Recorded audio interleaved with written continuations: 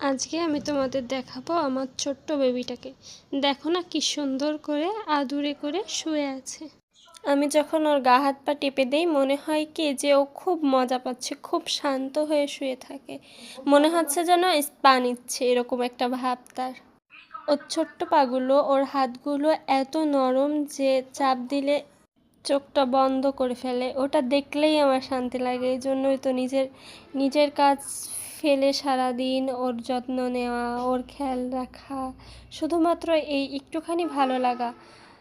এই যে ও কি আরাম নিচ্ছে, ওর এই চোখ বন্ধ করে থাকা দেখলে আমার মনে হয় যে ওরে আরও অনেক কিছুক্ষণ সময় ধরে গা হাত পা ম্যাসাজ করে দিই।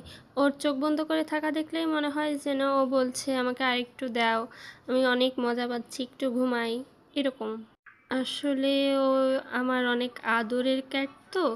ও যখন আরাম পায় তখন ও অনেক গুড়গুড় শব্দ করে। তো যখন আমি ওর গা হাত পাতে এরকম আলতো করে মাসাজ করে দিই তখন ও গুড়গুড় করে শব্দ করে, তখন আমি বুঝি হ্যাঁ ও মজা পাচ্ছে। আর ওই শব্দটা শুনলেই আমার মনটা ভালো হয়ে যায়। ও শুধু আমার একটা পোষা প্রাণী না, ও আমার একটা আদর, আমার একটা ভালোবাসা, আমার ইমোশন। কারণ পরিবারের সদস্যদের মধ্যে ও একটা ছোট্ট একটা সদস্য আমাদের মাঝে।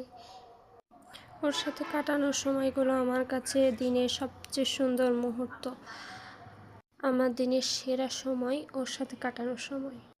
দেখো না যে কতটা সময় পার হয়ে গেল, তাও এখনও কি সুন্দর করে শুয়ে আছে।